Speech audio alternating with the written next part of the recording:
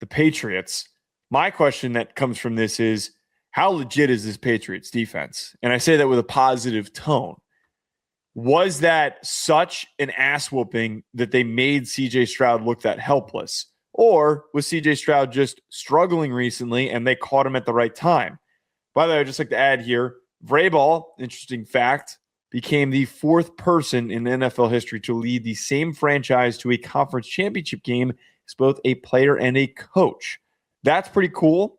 And it all comes off of the backs of their defense that put CJ Stroud in hell. It's frustrating knowing how right we were. Just like, oh, Mike Vrabel, Patriots, Drake Maye, young quarterback. Like, it's going to work. Like, it's just so smart. The whole thing. Well, hold on. The other thing that I was very right about was specifically this game with Stroud, California quarterback, who plays in a dome, who doesn't play well in the cold, gets another cold game, and it was snowing. That is not going – he's not going to be able to escape that for forever. The Patriots' defense is exceptional in the back end. Christian Gonzalez, one of the more unheralded defensive backs in the league. So good, and he's been up and down with injuries. Like, if he wasn't injured in his first 2 years as much as he was, then we'd really be having conversations about him in the vein of like Derek Stingley Jr. And Pat Surtain as like the premier cornerback in the NFL. He should be spoken about that way. Carlton Davis, like, I saw him intercept that ball and I was like, oh,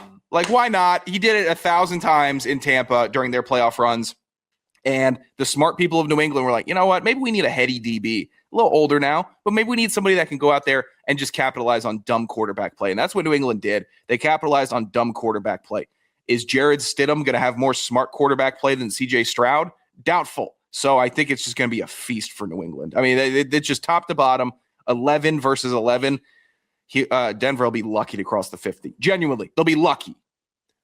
Plus, we saw, you mentioned the woes of trying to run the ball for Denver against the Bills.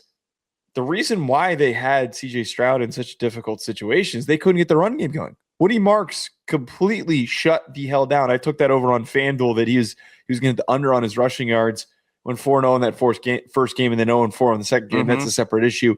But the way that they were able to completely take Woody Marks out of the game made CJ Stroud think he had to do everything. If Jarrett Stidham has to do that, and there's a lot of early third and longs, the game is going to be over before it even starts. There's no reason to buy in to the Broncos if they don't get some sort of a hot start, big play, something along those lines. I think it was clearly reinforced that this Patriots defense is maybe not loaded with premier elite players. That, you know, there's no, you just mentioned Gonzo, who's a really, really good player, but it's a lot of solid guys who all come together to play really well together. They're making Caleb Von Chazon work. Like, yeah, that's what they're doing. That's the point. He's doing great. Harold Landry, that was a great addition for them. Milton Williams, like, remember they signed him from Philly and everyone's like, oh, all the Philly fans were like distraught. Like, no, not Milton, not Milton. No, we want Big Milton.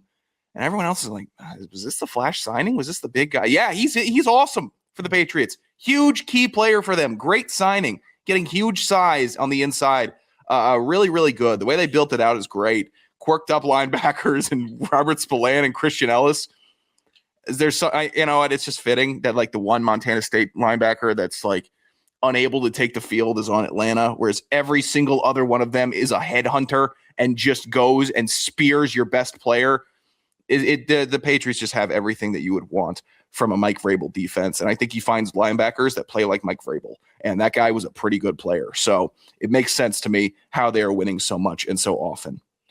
Now we have to put into perspective the atrocious performance from CJ Stroud, who, God, that was bad. And it's compounded from the bad game that he had against the Steelers. But it almost felt like, okay, he's going to bounce back from this. He hasn't been clean all year long. Now he's had games in which he's been a real catalyst for their team winning and having success. I think it's a little bit too rapid to jump to this conclusion that CJ Stroud has not improved since his rookie year and that this is some sort of indictment on him and his motivation and his ability to grow and to develop.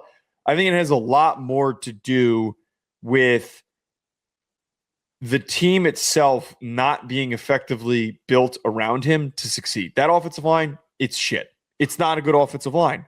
I've been saying this for so long that it is not a good offensive line. You went and got Ariante Ursary.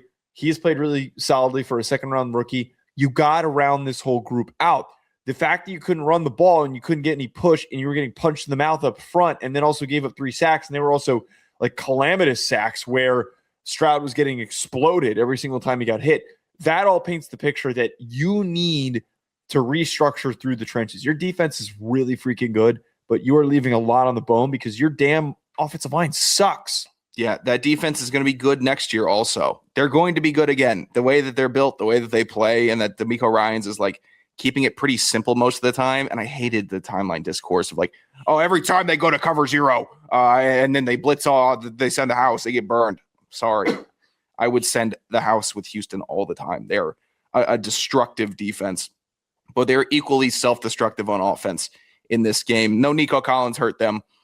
He's a really good receiver. You don't have him walk into a game. It's going to be an uphill battle. Again, they're starting to take form of that Miami team. Got to learn how to win in the cold, fellas. Got to learn how to do it. You need to be able to win in the cold. Or you got to be the number 1 seed. Or be the best offense in the league. Is Woody Marks your running back of the future? No. He's very good, though. He's a great 1-2 until you find your guy or you're in a position to do that. Don't draft a running back in the first round, though, this year. You cannot do that. Find a boring guard. Well, there's no running backs outside of Jeremiah Love worthy of a first-round pick, but what if he was on the board? No, some other team dumber than the Texans is going to take him way higher. What do you mean dumber? Well, I mean, Jeremiah Love's like he would offense-altering prospect. Yes, but he will not fall to Houston like some other team. So is Action for taking Jeremiah Love. I'm saying that some team will be dumb for taking him when they have so many more issues. That's probably true. That's what I'm looking at here. One thing that's kind of nuts before we roll into the Rams-Bears game, we could have a rematch of that Rams-Patriots Super Bowl, but with opposite situations where the Rams at the time were young, up-and-coming coach. Well, okay, this aspect of it's not the same. The Rams at the time were young quarterback, Jared Goff, going to be tested, going up against the veteran Tom Brady. Mm-hmm. He prevails. You now have the opposite end.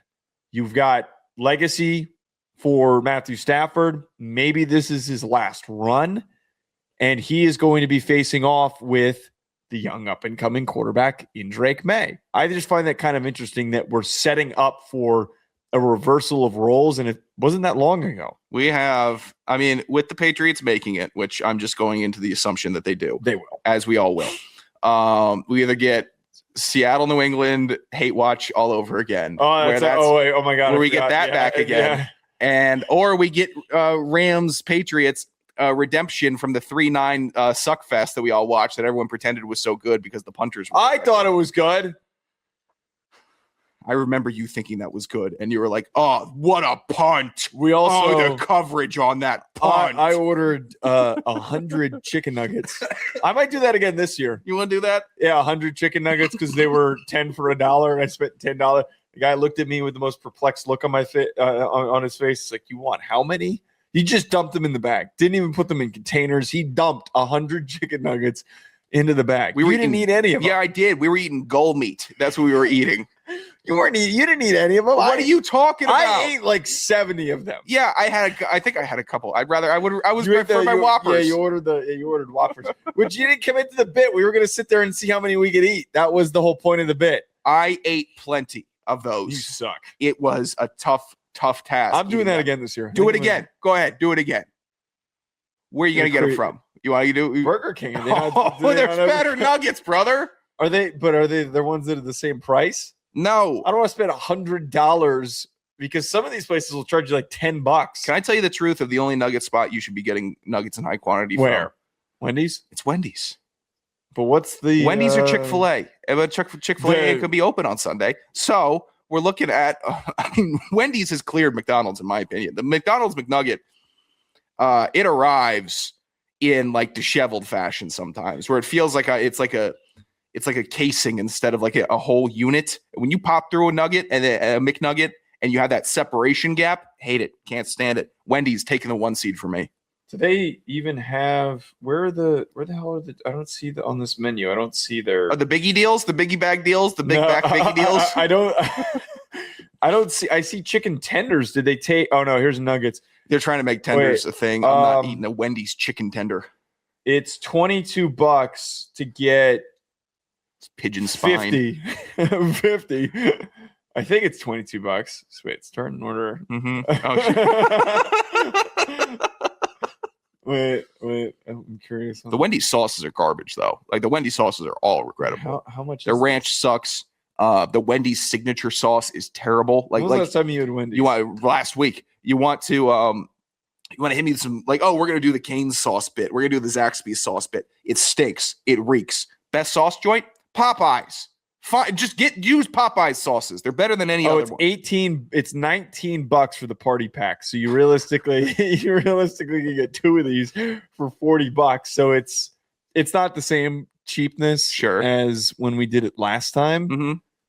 What was there, a promotion or something that was going on? Yeah, $1. They had a bunch of freaking bird meat, and they said, yeah, give them out 10 for $1, and then guess what? Broke college kids, 10 for $1. Yeah, we were like, my dumb fat ass. It wasn't even like I can't afford food. No, it was like I want to see how many I can eat. Money long over there on the DeLeone side. Eat deep shit. pockets. Eat shit.